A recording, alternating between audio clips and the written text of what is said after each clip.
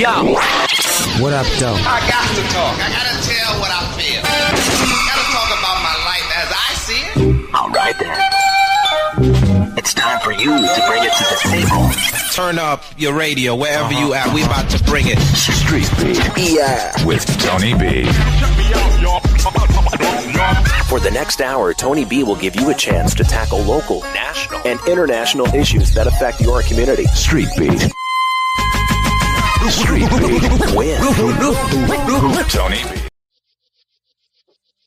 Hey, what's up? It's me, Tony B, and yes, you are tuned in to Rainier Avenue Radio. This is another edition of Street Beat, your community voice, your platform, your station.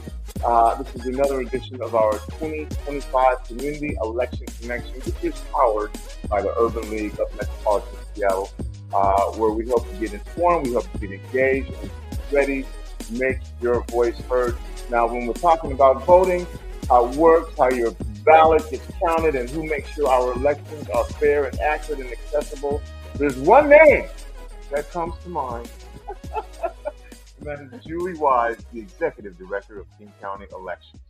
So King County Elections is responsible for running one of the largest vote-by-mail systems in the nation. You know, that's what we do. You no longer go, you send in your vote, and they serve over 1.4 million voters and make sure every eligible voice has the opportunity to be heard. So today we're going to break it down, how the process works, what goes on behind the scenes, how ballots are verified and counted, and how you can make sure that your vote truly counts. We're going to dive right into this. And once again, the Executive Director of King County Elections, Julie Wise. Julie, how are you? I'm so good. I'm so glad to be here. Well, awesome. You've been doing this for a while now. Do you like your job? Is it enjoy? I mean, it seems like the current federal administration has complained a lot about votes being counted, votes being not counted, fraud. How does that impact and affect what you do? And does that add pressure to you for this particular job? Yeah, and has really taken a hit or specifically focused in on vote by mail, right? Mm-hmm. Which, of course, we've been doing here for well over a decade. So I have been working at King County Elections for 25 years. Wow. So I think you could say I like it. Okay. I like it a lot. And I find it to be really incredibly rewarding work because it is challenging, but I love my community. And we're all about that at King County Elections. We're about making sure that the voters have an opportunity to have their voices heard and to run for office and to get folks registered and to sign petitions and engage in the civic process in any way that they can or choose to. Mm-hmm. So it's certainly been a hard time for election administrators across this country. In fact, we've seen a rather sort of mass exodus in this career for a lot of folks because it has been there's so much vitriol sort of about elections. There's also been real threats to election administrators just doing their job, right? And so it's certainly been a challenging time, but it's also, I try to look at it as an opportunity to educate folks about how secure elections are, how much steps there are to the process to ensure that every single vote is counted and counted accurately. Mm-hmm. And so it's got its balance there, but 25 years later, I absolutely love this work. And it's, of course, attracts a really great group of people that love their community. And that's why I think I stay in this work so much, is the love for the voters and for the folks that I get to do this work with, election administrators. There's some pretty awesome folks. Now, you kind of explained this a little bit. I'm just going to ask you to go a little bit more in the weeds about what King County Elections does, and then your role as executive director. Right. So at King County Elections, our responsibility is making sure that we're managing the voter rolls. For King County, again, that is voter rolls. The voter rolls, right. So as folks register to vote, we're going to manage the voter registration records. As you move into the county and get registered, or you now become eligible to vote, we're going to get you registered. And then if you move, we're going to track that information as well. So we're really making sure that those that when you talk about voter fraud, we're making sure that that record of the voter is accurate and up to date. And then that ensures us, then we get to mail votes or mail ballots to every single voter across King County. Even before that, we're getting candidates signed up that are running for office so that we can print them on the ballot. So from King County elections, you're getting a nonpartisan, neutral election administrators that job is to really conduct the elections. Besides just voter registration, we also send out those ballots. We also receive those ballots back from our voters through a drop box or through the mail. And then we're going to count those ballots back at our elections headquarters based in Renton. And then we'll post the results for those elections. My job as the elected King County Director of Elections, a lot of electing going on there, is to ensure that our amazing group of 75 permanent employees, and we will hire hundreds of temporary employees to make sure that we're running that election secure, accurately, and really importantly, accessibly. And I think what we've proven here in King County is that you can do both. You can do all of those. You can have accessible elections, meaning that you meet the voter where they're at, and that you provide opportunities to easily return your ballot by mail or drop box, and have secure, accurate elections at the same time. Okay. How do folks know? Well, first, let's start with it. How many ballots are we talking about in King County? Yeah. I mean, what are you handling? What is the number of ballots that are coming in King County? You know, that's a great question, because that number ranges depending on the election. Some folks don't know. They're like, what are you doing at King County elections all the rest of the years when it's not a federal election? Well, we actually have 4 elections a year here in Washington State. We've got a couple of special elections in the springtime, and then we've got our August primary election and our November general election. And so during an odd year like we're in right now, when we have this right now, like that's why we're doing the community election connection, because we want you to make sure that you participate, because local elections are important. I'm sorry. They're incredibly important, and we see the lowest turnout rates in our local elections that I would argue are the most important. They really truly shape our day-to-day lives. They impact our day-to-day lives more than any other elections do. But yet, just in this primary election, we only saw 35% of that 1.4 million registered voters turn out for the election. So you're talking a little shy of 500,000 ballots returned to the elections facility. Now, in a presidential election like we saw, let's say 2020, where we almost hit a 90% turnout. What? Wow. Some of the highest in the country, a 90% turnout. Now you're talking some 1.2 million ballots back to that facility. Now, that was a presidential election. That's a presidential that election. Makes a difference when there is a presidential election. Is that consistent throughout your 25 years of doing this? During the presidential election, we get more voters to turn out? Absolutely. Okay. When we have a presidential election, we see more folks engaged in the process. We see more folks returning their ballots and returning their ballots earlier.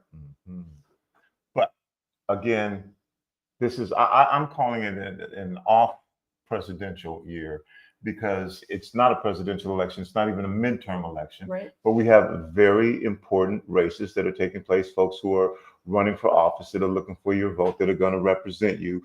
That is why we are doing the community election connection. You know, Julie, we started on September 15th, and we say we're going to go through October 26th. That's just an arbitrary 31 days of making sure that every single day we do something to inform our community about the importance of this election. We've held debates. Just last night, we had a Seattle School Board candidate forum.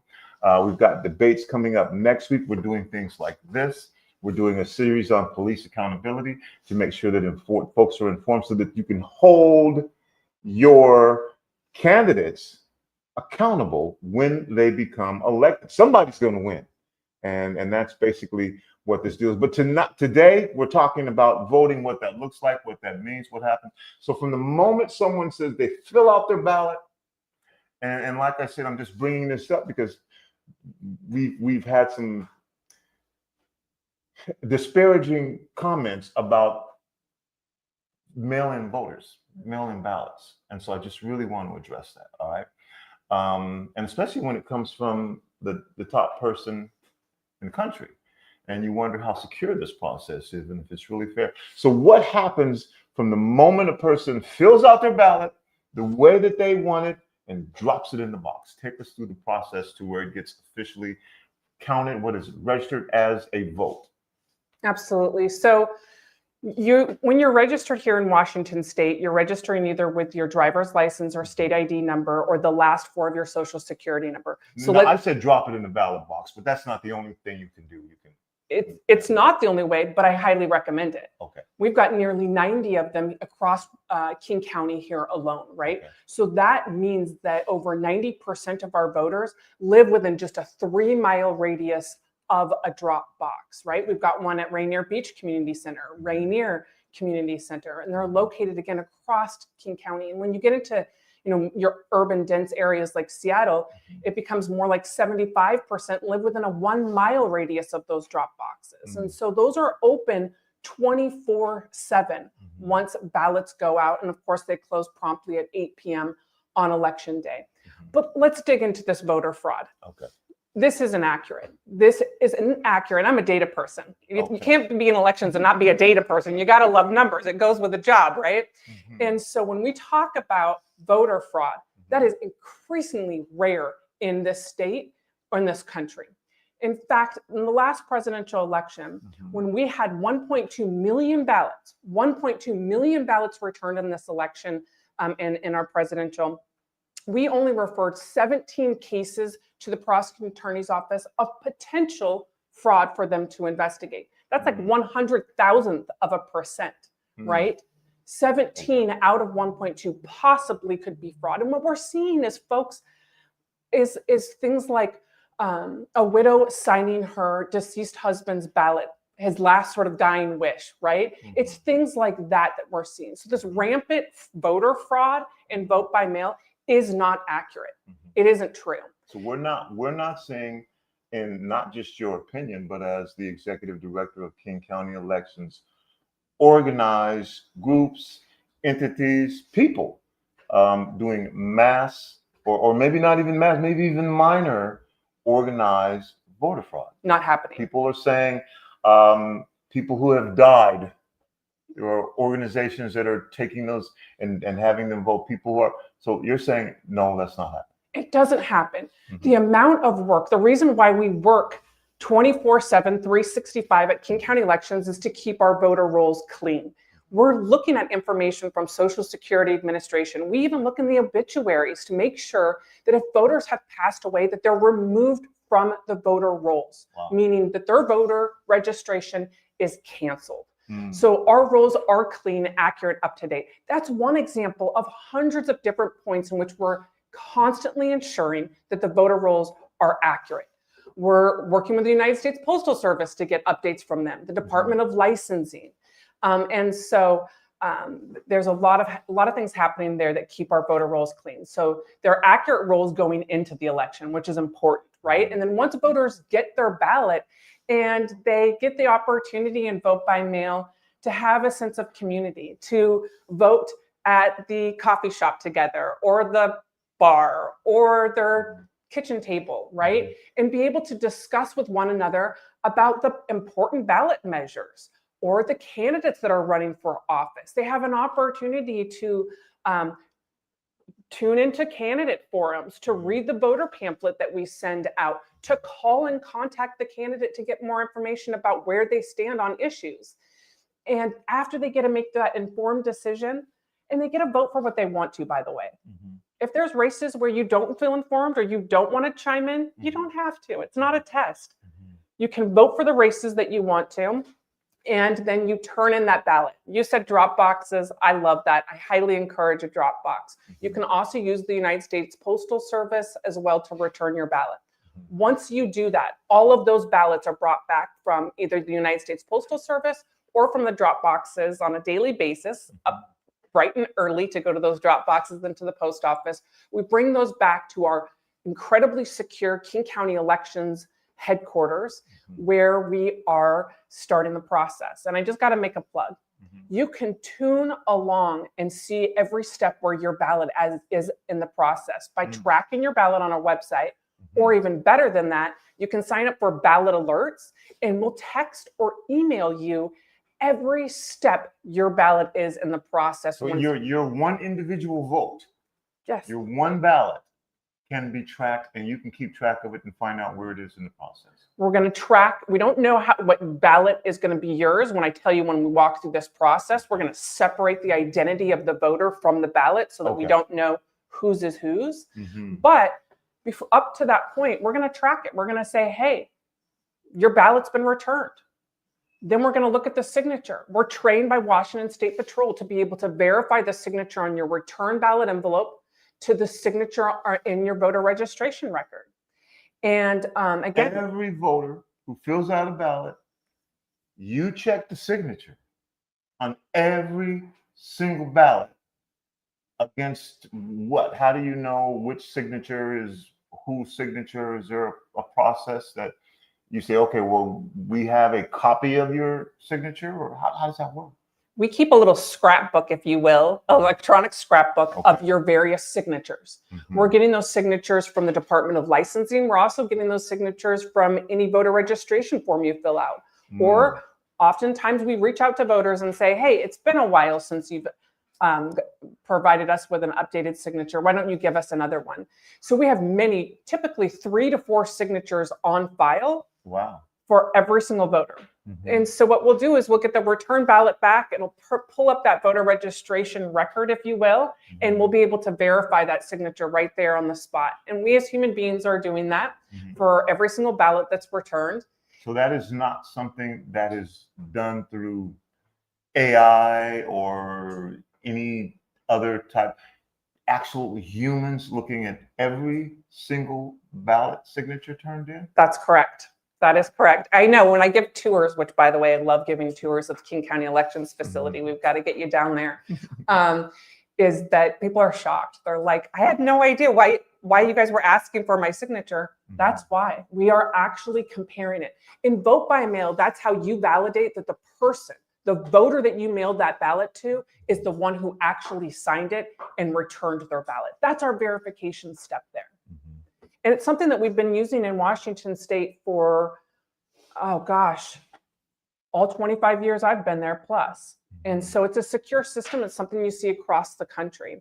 So once we verified that you returned your ballot and no one else got a hold of your ballot and returned it for you, then we're going to go ahead and we're going to open up that outer envelope that's got your signature, and we're going to sever that identity of the voter from their ballot.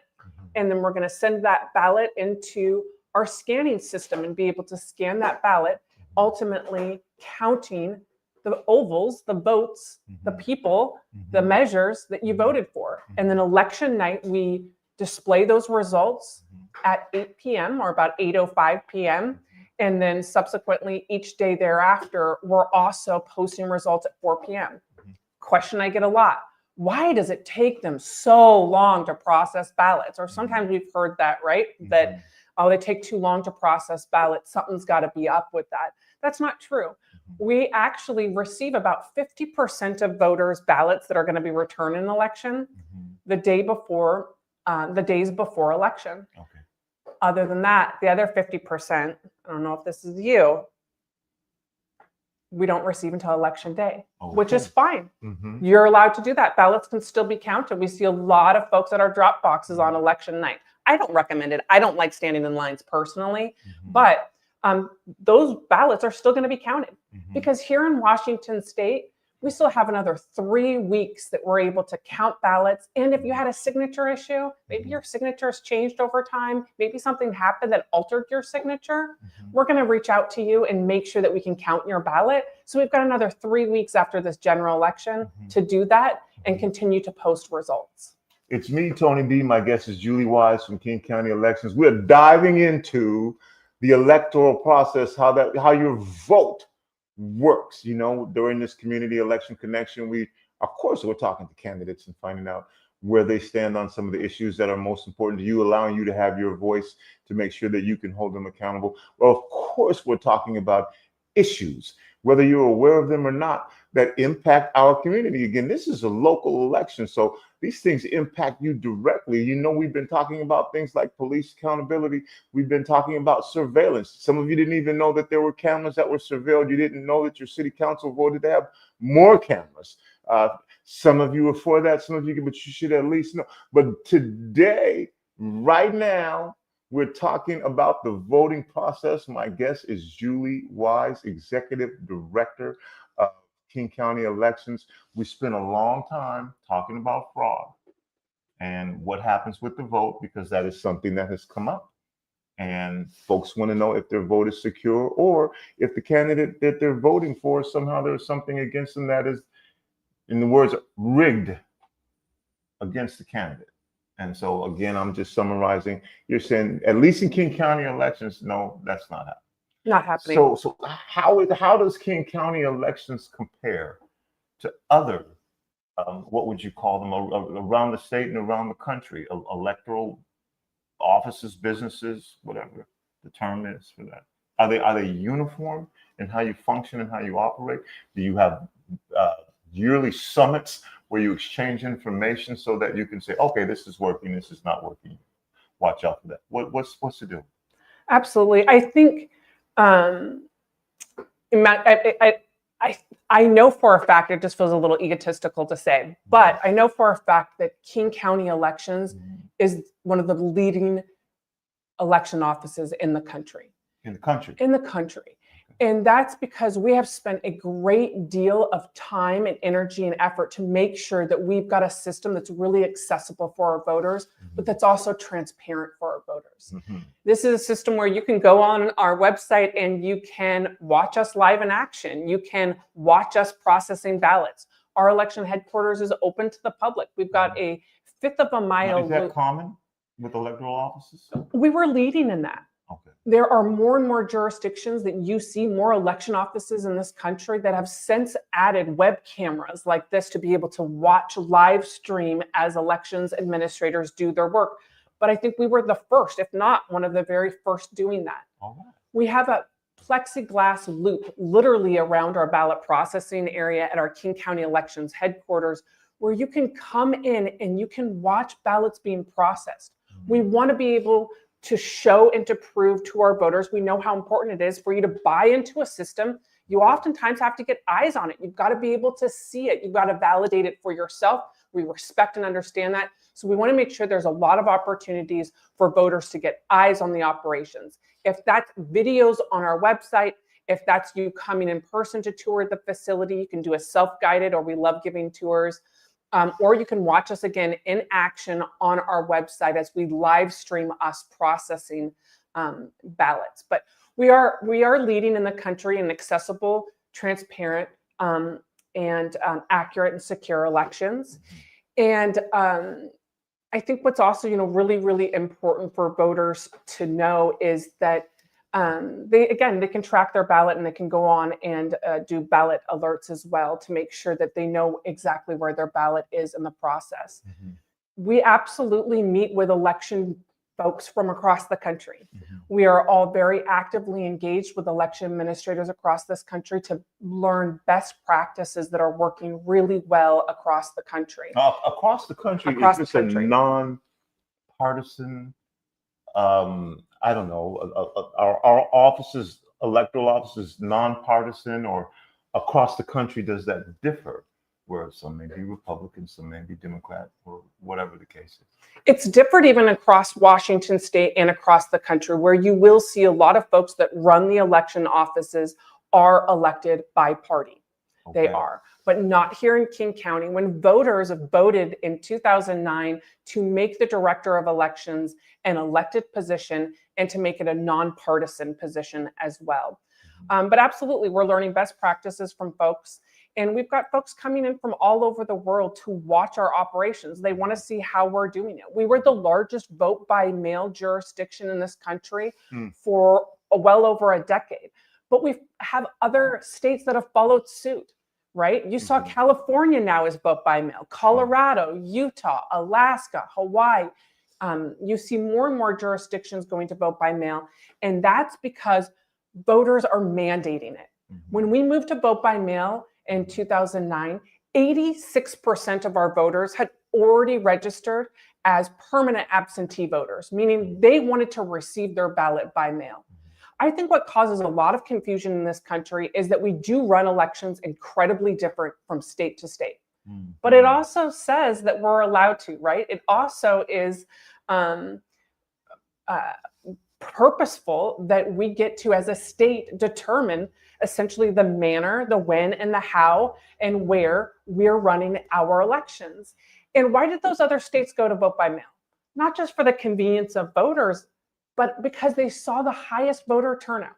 Colorado, Washington, and Oregon, some of the leaders in vote by mail, have consistently had the highest voter turnout, not fraud, the highest voter turnout in the entire country for decades. So of course you'd have other jurisdictions that would want to follow suit. We've proven that it's secure, we've proven that it's accurate, and that when you bring it to the voters, they will show up. Again, 90% turnout in a presidential election, that's some of the highest you're going to ever see in this, that you've seen to date in this country. Now, I don't hope ever, because I might be naive, but my goal is 100% voter registration rates and 100% turnout. We really want everyone to show up. We really want everyone to have their voices heard. Well, we're going to talk about access and turnout, but I'm going to probably let go of this fraud thing now. But with mail-in, you eliminate some of the things that we've heard about, like lines where people have to wait, and then things come up like, well, you can't bring them water, or that kind of, I'm calling it nonsense. It is nonsense. That come along with people waiting to cast their ballot. Well, the mail-in process is different than that. That eliminates that stuff. So are there any, before we go to break, popular, unpopular myths about mail-in voting that you want to debunk right now? We've talked about it, and you said how secure they are, but there are a lot of conspiracy theories. Are there any popular ones out there that you want to address right now? And if not, that's okay. But yeah, I mean, again, I think the one that you'd hear about them. I'd hear about them for sure. You know, again, is this sort of like, if your ballot isn't in by a certain time, then we stop counting ballots. Or that if you make a mistake on your ballot, like your signature doesn't match, or maybe you got creative and instead of filling in those ovals, you decided to put a heart around your favorite candidate. You know, we still count all of those ballots. Okay. We take the time and the effort to make sure we know the voter took the time and effort to get registered and to get informed about the issues and to vote their ballot. And we spend the time to make sure that their vote is counted. You're listening to Rainier Avenue Radio.world. It's me, Tony B. My guest is Julie Wise, Executive Director for King County Elections.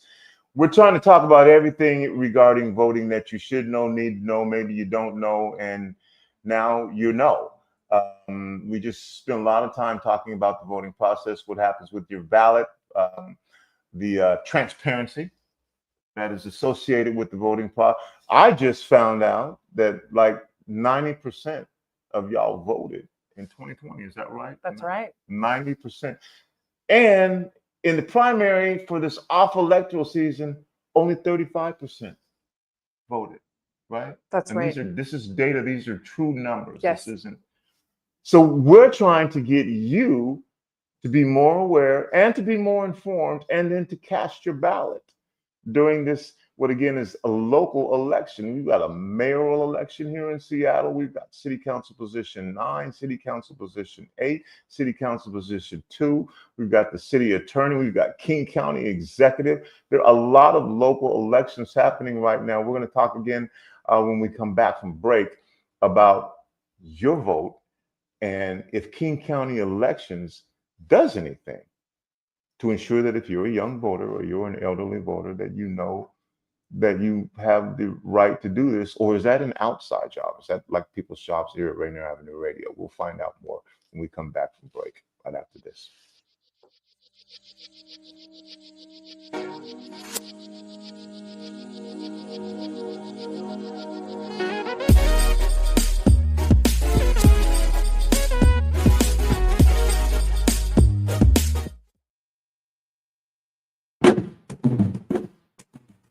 Rainier Avenue Radio.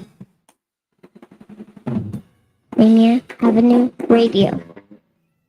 So my doctor told me to go online to check my test results, but I didn't know how to do that. Thankfully, I could turn to Link to Care WA for help.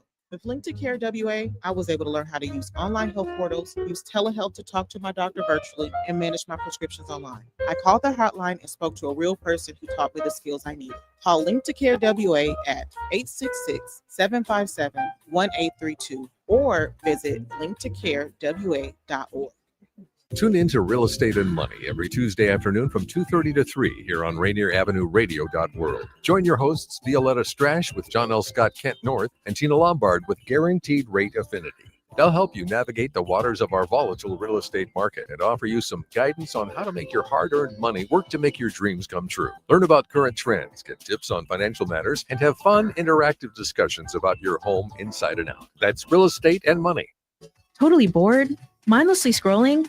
Put down your phone and pick up a free youth transit pass. Youth 18 and younger ride for free. Go all the places. Do all the things. Escape the scroll at freeyouthtransitpass.com. Hey y'all, it's Traffic Jam with Kareem. Thursday at 4 p.m. Hey, Traffic Jam.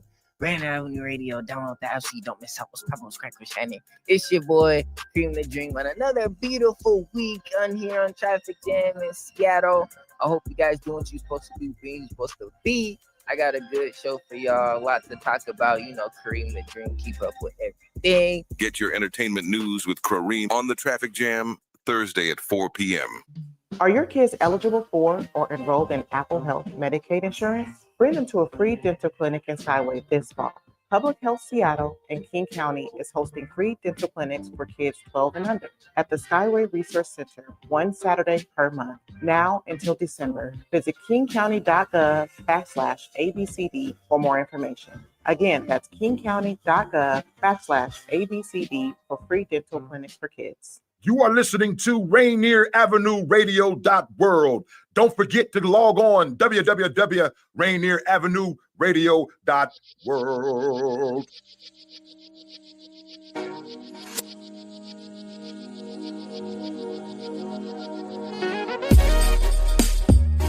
Welcome. The host, Tony B. This is our Community Election Connection. Starting on September 15th all the way through October 26th, 31 days. Every single day, we're going to be informing you about something, creating awareness about something, talking to candidates, talking to folks from our community who are passionate, who are activists. Anyone and anyone, anywhere, you can be part of this. And your questions are what drives this whole thing. Yeah, we've got some things that we're doing. We just had a youth held candidate forum where youth talked to members of the Seattle Public School Board. Candidates from the Seattle Public School Board here yesterday. We'll have a couple more youth-driven discussions about how they feel about the whole electoral process. These will be youth in their own words, saying it however they want to say it, whether we think it's wrong, right, agree or disagree. Your voice can be heard. So as a matter of fact, if you're watching right now and you want to put something in the chat, go ahead and do it, and we'll have that addressed. I mentioned that we were going to talk about access and turnout. And Julie, when we were at break, I said, okay, well, we got something in the chat here. And I think it was about, is it your responsibility? Do you see it as your responsibility to engage in particular youth with voting? We know that we have this thing called pre-registration, and you might want to talk about that a little bit as well. Is that something that King County Elections does, should be held responsible for, or is it something that you just feel an electoral office should do, which is reach out to folks? And I'm going to talk to some other folks with disabilities as well, elderly, but we're going to address the question, which is you and those who are in school. How does King County, or does King County Elections work in that capacity? I absolutely think it's our responsibility to make sure that we're reaching out to all of our communities, and especially when we look again at the data, right, of who's voting and who's not. In our 18 to 24-year-olds, do have some of the lowest voting turnout records, right? And have the aren't showing up as much at the polls. And so we have to figure out why that is. And again, I'm a big believer about meeting the voters where the voters at. Now, I want you to continue, but we hear that all the time. Yeah. But then we also hear about activism on college campuses and youth very engaged in things that they believe are wrong or right, or taking a stand. But then we also hear it's the lowest voter turnout, 18 to 24. Can you make that make sense to me? What's going on there and why that is the case? Yeah, I mean, I think, again, when you look at something like the presidential election, we had a 90% turnout. You saw very high youth engagement in the 2020 election. 2024 had less turnout in general, but again, you still saw pretty good engagement by that 18 to 24-year-old. And I think that part of that is about is modernizing our election system. When I say meet a voter where they're at, I mean how we engage, or how I engage in middle age is different than how we reach out to an 18-year-old or 24-year-old voter. So part of it is making sure that they get registered, right? Because in vote by mail, what I think is really great about it is you have a very clear reminder or notice that it's election time. Why? Because you've got one in the ballot in the mail to you. And again, if you sign up for ballot alerts, you get a text message that say, hey, you've got a ballot waiting for you, right? And so the first thing is to get them registered. Here in Washington State, we're leading in that charge by getting pre-registration. What's pre-registration? 16 and 17-year-olds are being able to get registered to vote. Why? Because we know that they're going to the Department of Licensing usually in that age time frame, and we missed a lot of those youth voters' opportunity to get them registered. So why not get them registered there? Because then they'll go back to the Department of Licensing for years and years later. So it's a really great opportunity. So, and also we can access, especially League of Women Voters, King County elections, people across the state and the country going into schools and getting those young folks registered to vote. Again, they're there at 16, 17, right? And so that's an opportunity for us. So, and also if they get an enhanced driver's license here in Washington State, you automatically get registered. So I think that's a really important piece, is getting a voter registered early on and kind of creating, if you will, that civic habit to engage in each of those elections. We also do a program at King County Elections that's a national award-winning program, which is our internship, where we actually have high school or college-age students at King County Elections being ambassadors of our office, going back out to their peers, going back into the classrooms and talking about the importance or those myths that we hear about elections.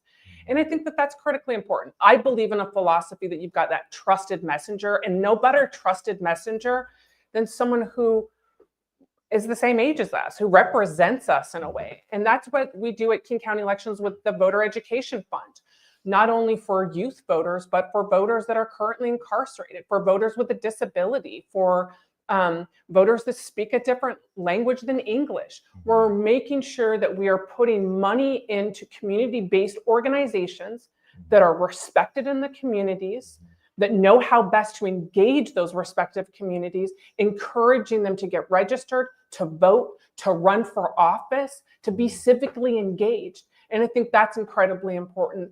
And it's a program that I'm really proud of. It's the first thing I did when I got elected almost a decade ago. And it's something that we still do to this day. And that's putting $1 million back into our community-based organizations to go out and do nonpartisan work, meaning they're not there to tell you who to vote for.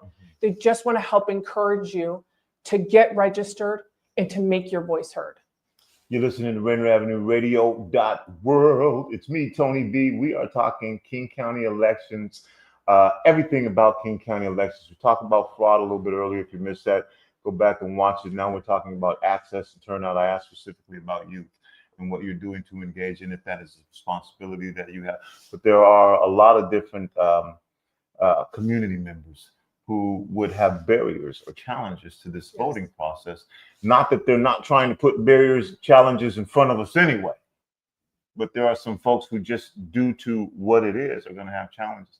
So if you are unsheltered, if you're experiencing homelessness, you did talk about the fact that English may not be your first language. English may not even be your language, but you're still living here. What do you do to, and you help me if I'm saying this wrong, encourage Yes.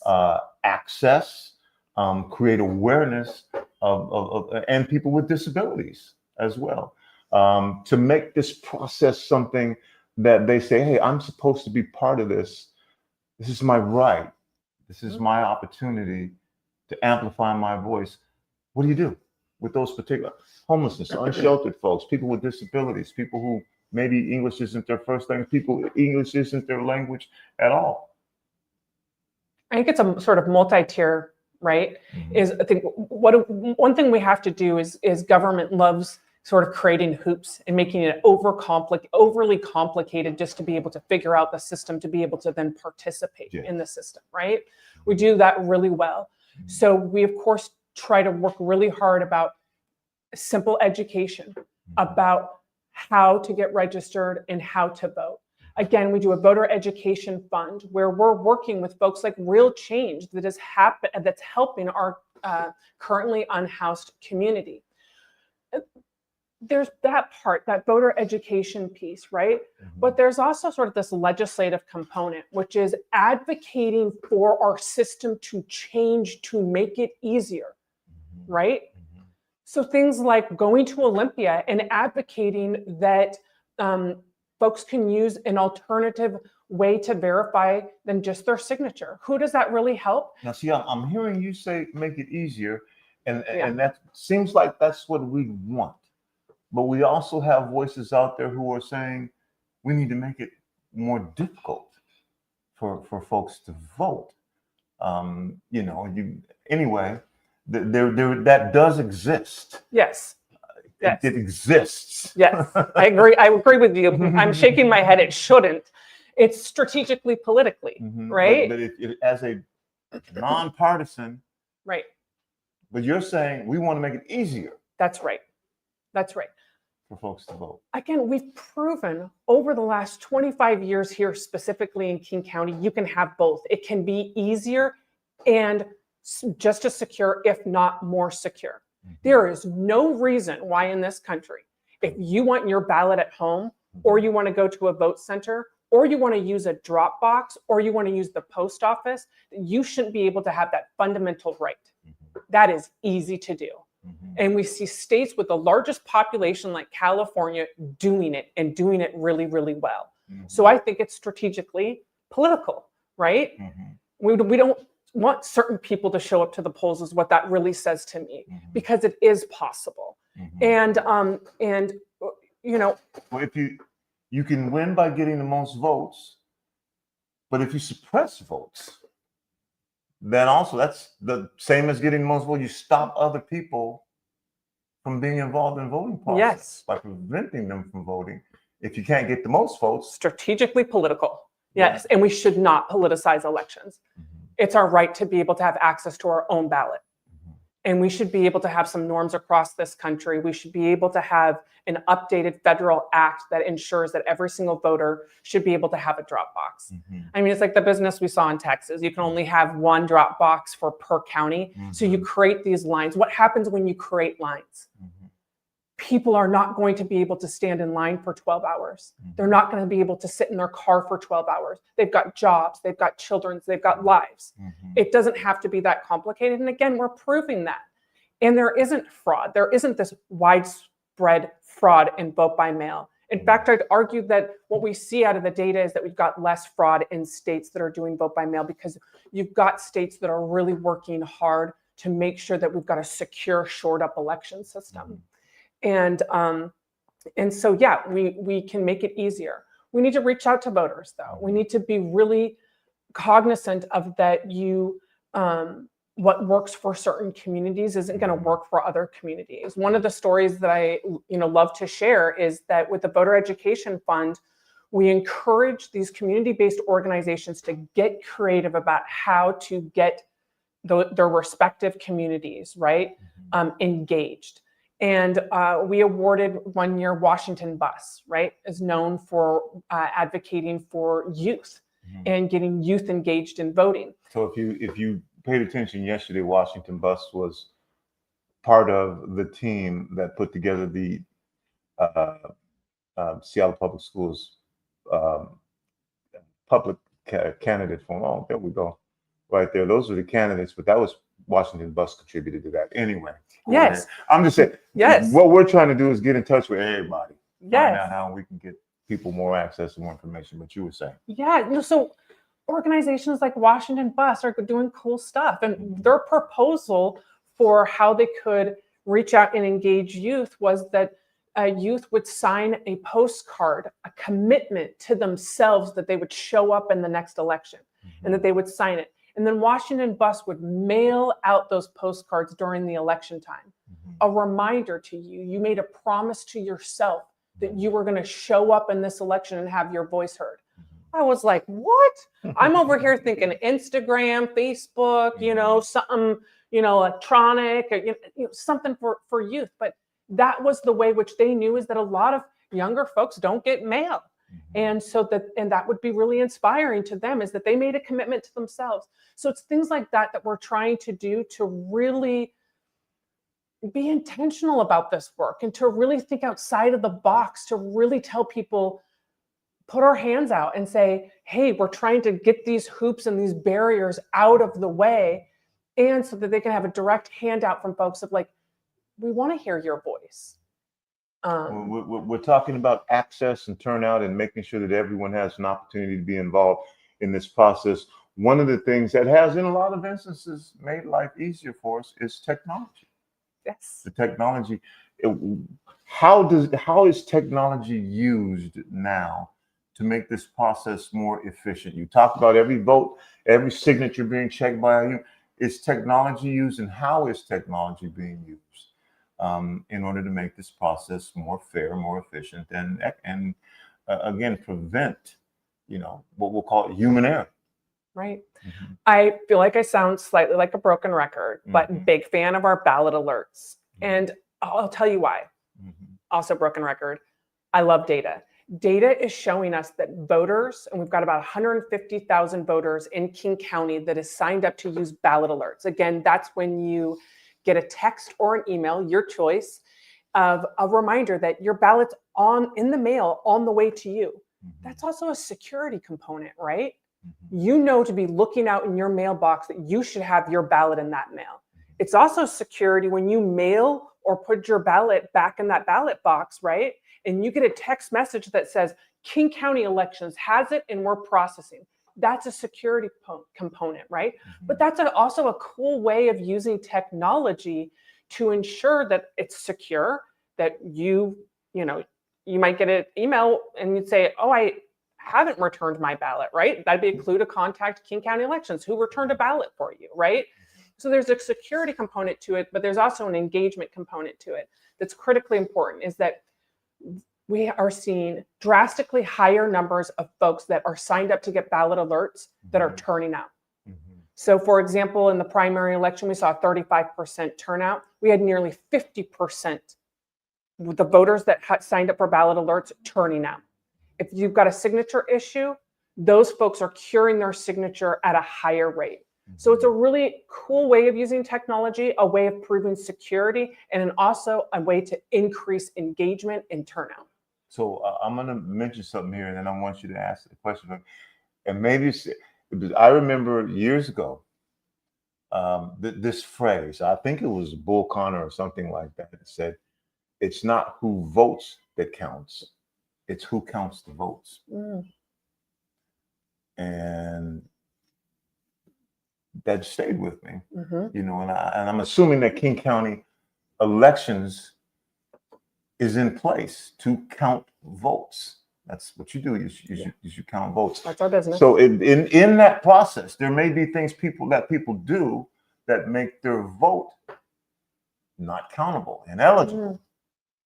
What are some of the common mistakes that people make so that we can ensure that it's who votes that counts, not who's counting the votes that is saying, well, this one isn't compliant, this one isn't right, this one we're taking these up. Right.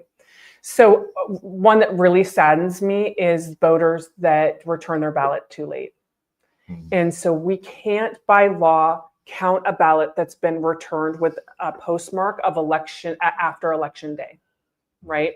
So what we will see happen is some voters putting their ballot into one of these blue United States postal bins or into their mailbox the day of election day or the day before election day.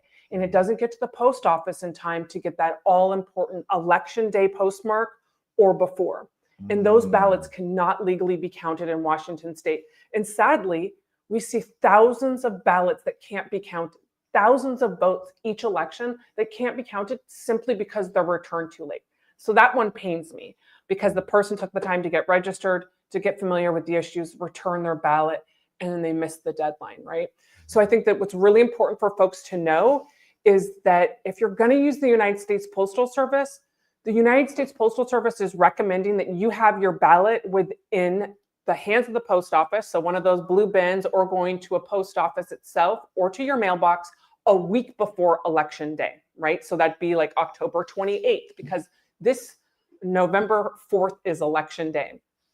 And so I think that that's really important. Or again, those drop boxes. We've got almost 90 across King County, and there are hundreds across Washington state. Also, I think kind of a fun fact is if you lived in a different county, we'll make sure to get it to the other county. So if you're up here in Pierce County because you work up here, no worries, we'll get it sent off to Pierce County. But I think it's really important for folks to know that we can't count ballots that are returned too late. Okay, let's drill down on that. When is too late? When is it too late?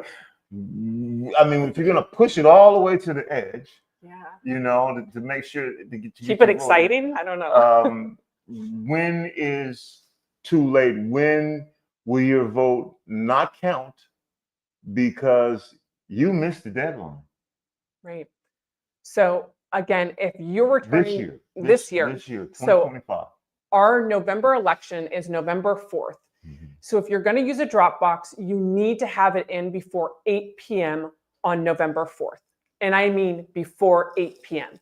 And keep in mind, there's going to be lines. If you are in line at a vote center, which we haven't talked about, but we do have vote centers here in King County because we, again, want to meet the voters where they're at. If you want to come in person, we have those across the region as well.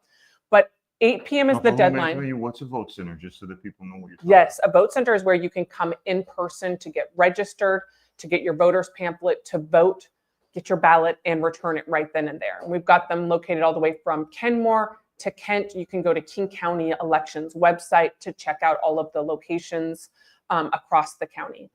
But again, 8 p.m. on election night's the deadline for those big drop boxes. Somebody will be at the drop box. That's correct. And at 7:59 and 59 seconds, they're going to get ready to go. We cannot have you put your ballot in this drop box. Is that what happened? Because there's already exactly right. a bunch of them in there that have to be taken to King County elections. Yes. So someone is going to go, nope.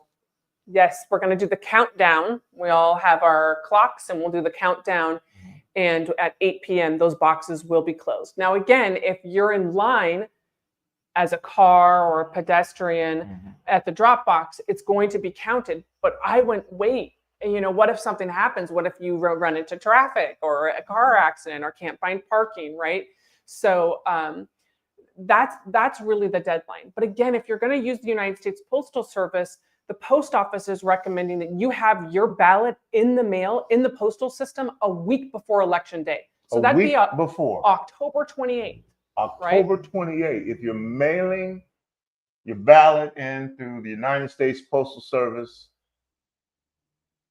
don't put it in there on November 3rd. Don't put it in there on November 3rd. No.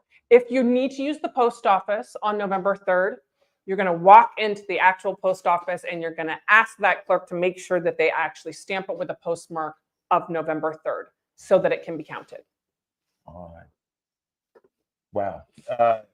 Again, you're listening to Street Beat. It's me, Tony B. This is part of our Community Election Connection, 31 days, starting on the 15th of September through October 26th, where every single day We are informing you. We are awareing you. We are providing you with information.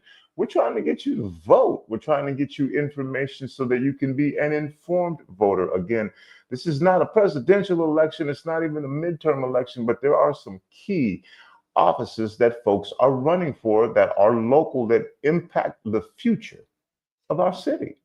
And so this is how we get down. My guest again is Julie Wise from King County Elections, and we kind of went over a lot of stuff.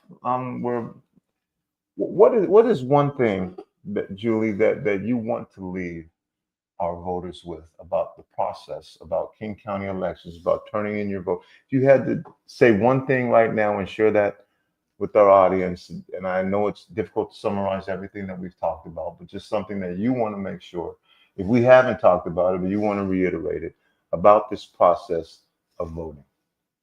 You know, on November 4th general election, where there's going to be over 300 offices determined, 17 ballot measures voted on, from a state issue to a county-wide issue, issues here in Seattle and across the region, this is your opportunity to do it. We're estimating only 50% of voters will turn out and have their voices heard in this election. Don't let someone else make a decision for you. Pave your future. By paving your future is by electing your officials today. So ballots are going to come out starting October 15th. If you don't have yours in hand by October 20th, give us a call at King County Elections. That's 206-296-VOTE. Or you can head to our website at kingcounty.gov/elections and make sure that you get your ballot to you. If you're a preparer like myself, you can already head on there online right now and make sure that you're registered at your current address, sign up for ballot alerts, and watch out for that ballot. It's going to be there between October 15th and October 20th. And again, Election Day is November 4th. Don't be late. Make sure to have your voice heard in this important local election for 2025. So you know how we're getting down, what we're doing here with Community Election Connection. We are one resource, but finally, where can people go who say, I don't know where to go to, so I can get right about this? If they're looking for more information, get direct help with voting, with registration or election questions. We are answering the phones. We love to hear from our voters. We love to talk through the process and, if going to a vote center is easiest for you, if receiving your ballot by mail. There's a lot of options and opportunities for our voters. So we always encourage them to give us a call. It's a real human being who will answer the phone Monday through Friday, 8:30 to 4:30. And that's again at 206-296-VOTE. Or you can head to our website, which is kingcounty.gov/elections. Or you can always shoot us an email at elections@kingcounty.gov. And of course, you can find us at KC Elections on Facebook and Instagram. We've got some fun posts there as well. And we always highly encourage the very legal selfie, the voting selfie. Okay. You Dropbox, encourage/shame your friends into voting as well. Mm-hmm. Well, all right. So again, this is our Community Election Connection, powered by the Urban League of Metropolitan Seattle, and then also sponsored by the Community Police Commission, which is sponsoring our series of shows on police accountability. So this is what we've got going on coming up, and more is going to be added, but these are some dates that you can count on. 14th of October, we'll be hosting the City Council 8 position debate. All right, that's Rachel Savage and Alexis Mercedes Rink. That's the 14th. We'll be hosting that right here at Columbia City Theater. You can come down, have your voice heard, or you can just watch, and we'll be streaming that as well. October 16th, this event is called Don't Boo Vote. Now, it's supposed to be a theme on Halloween. Don't boo vote. It's also something President Obama said years ago, but don't boo vote. So it's like this Halloween thing. When you come down that day, you'll find information on candidates, information that we've talked about today. You can register to vote that day. We'll be here from 4 to 7. You can come in, you can ask questions. Again, what we were talking about before. Don't boo vote. All right, that's on the 16th. Then on the 21st, of October, from 5 to 6, we'll be holding the King County Executive Debate. Both candidates here for that. That's from 5 to 6. Then from 6 to 8, we're going to do our town hall meeting on police accountability, where we'll have a number of different folks. And again, this is sponsored by the Community Police Commission. We're inviting everyone to come down. This is where you can come down and you can say, this is how I feel about what's taking place. This is how I feel about chronic nuisance laws that were initially started, and I'm not going to get on a soapbox about this, supposedly to prevent late night activity at nightclubs. That has changed into now where they're also able to find you guilty, essentially, of being a chronic nuisance in your own home for a lot of different reasons. Maybe you had a rodent problem, and the fine for this is $35,700, $750 a day until it gets resolved. There's a lot of issues out there that you really need to know about, that ultimately at the end of the day, your city council makes laws like every couple of weeks. All right. So you need to find out what this information is. Again, on the 21st of October, we'll have our 5 to 6 King County Executive. You can come down, you can ask questions, and then from 6 to 8, Police Commission, Community Police Commission will be here, and we'll talk about police accountability. We'll hear from some other folks and what their thoughts are. Of course, on the 4th, we will be holding an election results final, and you guys come up with those pretty fast. But you say most of those votes are already turned in beforehand.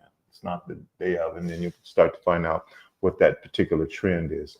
I did kind of give you final words, Julie, but again, I'm just going to give you one more opportunity if there's one thing that you'd like to say before we go. I just vote in every single election, engage in the election process. If that's running for office, if that's encouraging other folks to register to vote, you matter, you're important, and we want to make sure that your voice is heard. And again, reach out to King County Elections. We're here for you. If you have any questions or concerns, want to learn more about the process, we're happy to engage in a conversation. Just reach out to us. All right. Happy voting. All right. And then check us out tomorrow. We'll be broadcasting the Nathan Hale versus Franklin football game, Metro League football, Friday night under the lights, except it's Thursday this time. So check that out. Michael Lloyd on your play-by-play, and one of the 50 greatest Seahawks of all time, Edwin Bailey, doing the color commentary. You know what we do. We are your community radio station. That's it. That's all the time that I have. That's going to do it for the kid. It's me, Tony B, saying, remember, whether you believe you can or whether you believe you can't, you're probably right. I'm out. Peace.